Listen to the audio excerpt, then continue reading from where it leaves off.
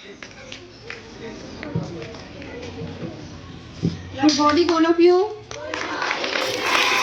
How are you all? Story of the day. आज ma'am आपको एक स्टोरी सुनाएंगे। एक गांव में एक किसान रहता था अपने परिवार के साथ। उसकी एक पत्नी थी और एक बेटा था। ठीक है, वो हैप्पी फैमिली थी।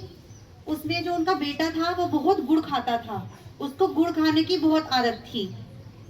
किसान ने बहुत समझाया कि गुड़ कम खाओ, ये नुकसान देता है, ये हमारे लिए अच्छा नहीं है। लेकिन वो बच्चा नहीं मानता था।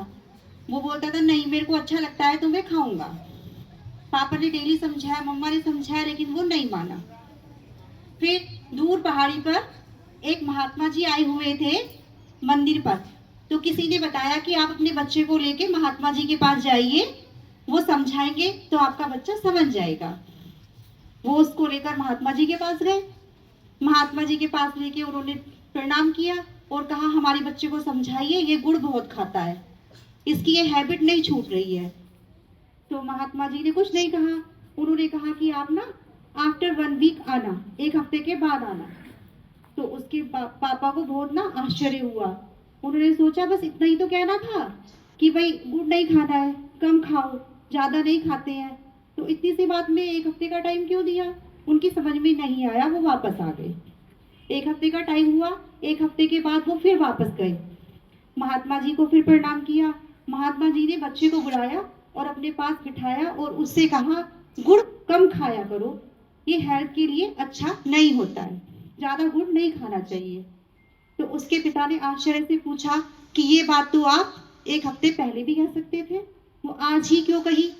तो महात्मा जी ने कहा क्योंकि 1 हफ्ते पहले मैं भी बहुत ज्यादा गुड़ खाया करता था, मैंने इस 1 हफ्ते में गुड़ खाना कम किया।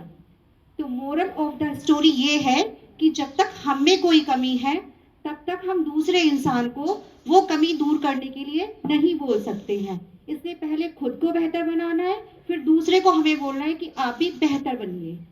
तो इस पर एक कबीरदास जी का दोहा भी है कि बुरा जो देखन मैं चला, बुरा न मिलिया कोई, जो मन खोजा आप ना, मुझसे बुरा न कोई।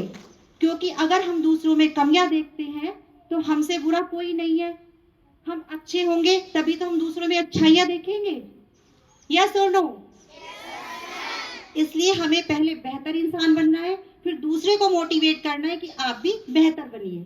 लाइक आर डायरेक्टर सर, क्योंकि वो एक सक्सेसफुल पर्सन है, बहुत काइंड पर्सन है, हमारी मैम बहुत काइंड पर्सन है, तो वो बोल सकते हैं सबको कि आपको भी इन्हीं की तरह बनना है।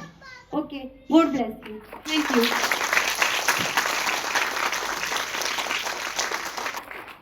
Really, it was a wonderful story.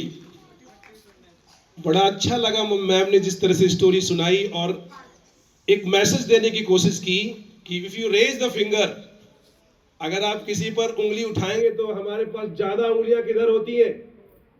3 fingers तो हमारी तरफ होती हैं, 1 फिंगर हम दूसरी तरफ रेज करते हैं। इसका मतलब क्या हो गया कि सबसे पहले यू गॉट टू इंट्रोस्पेक्ट, आत्मचिंतन करने की आवश्यकता होती है कि हम में वो कमियां तो नहीं जिसके लिए हम लोग परेशान हैं। जैसे मैंने एक दिन कहा कि कुछ बच्चे क्या करते हैं, जो कचरा है उसको डस्टबिन में नहीं डालते हैं, बाहर डाल देते हैं, फिर कहते हैं गंदगी है। तो गलती किसकी है? पहले हम सीखें कि जितनी भी डस्ट है हम डस्टबिन में डालें। स्कूल साफ रहेगा, घर साफ रहेगा, सराउंडिंग साफ रहेगी, हमें अच्छा फील होगा। फिर हम दूसरे को बोल सकते हैं कि देखो सर, इस बच्चे ने यहां कचरा फेंक दिया। Is that clear to everyone?